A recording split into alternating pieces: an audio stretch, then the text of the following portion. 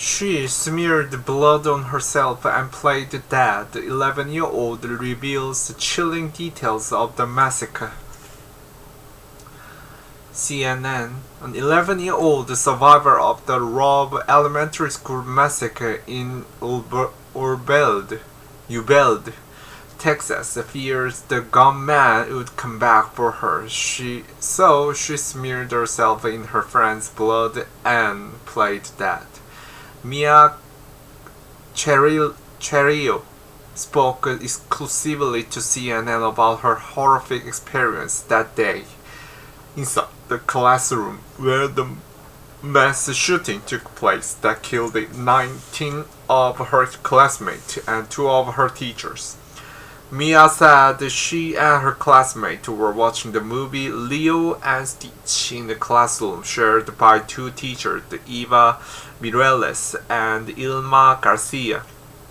The 2 students were finishing up with their lessons when the teachers got word there was a shooter in the building, she told CNN's New Day. One teacher went to lock the door, but Mia says the shooter was already right there and shot out of the window in the door. She described it all happening so fast. Her teacher backed into the classroom and the gunman followed. She told CNN he made eye contact with one of the teachers, said good night, and then shot her. He opened fire, shooting the other teacher and many of Mia's friends. She said bullets flew by her, and fragments hit her shoulders and head. The girl was later treated at the hospital and released with fragment wounds. She describes to CNN that clumps of her hair were falling out now. Mia said after shooting students in her class, the gunman went through the window into the adjoining classroom. She heard screams and the sounds of shots in that classroom. After the shot stopped, though, she says the shooter started playing loud music, she said. The girl and a friend managed to get her dad's teacher's phone and call 911 for help. She said she told the dispatcher, please come, we're in trouble. Mia said she was scared and gunman would return to her classroom to kill her and a few other surviving friends. So she dipped her hands in the blood of a classmate who laid next to her, already dead, and then smeared the blood all over herself to play dead. Mia said it felt like 3 hours that she lay there, covered in her classmates' blood with her friends. She told CNN she assumed that at that point the police haven't arrived on the scene yet.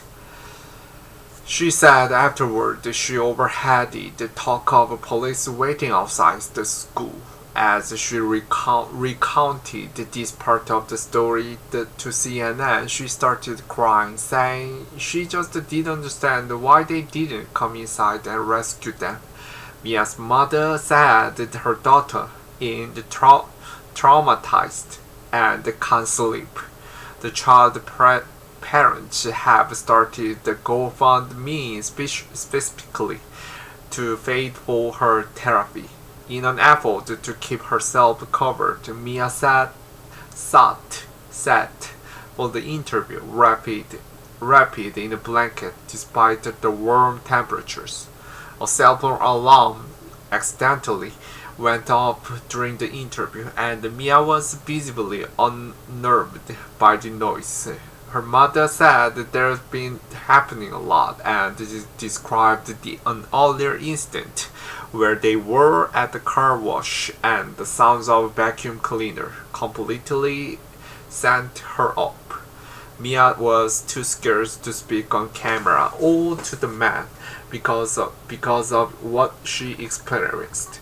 But she told CNN she wanted to share her story so people can know what it's really what it's like to live through a school shooting. She said hopefully it can help prevent a tragedy like this from happening to other children.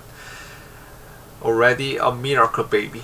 Mia's mother said she was born with a tumor in her abdomen and wasn't expected to live much past her birth. She underwent extensive surgery to remove the tumor at age 3. Her mother already called her a miracle baby and said that's even truer now. Her mother also told CNN the morning of the shooting, Mia had an earache and she took her out of the school to go to the doctor. On the way back, they stopped at Starbucks for the treat, and her mother offered to let Mia skip school the rest of the day since it was one of the last days of classes before summer break and they were just watching movies. But Mia insisted that she wanted to return to school to see her friends, so her mother dropped her back off at school about an hour before the shooting.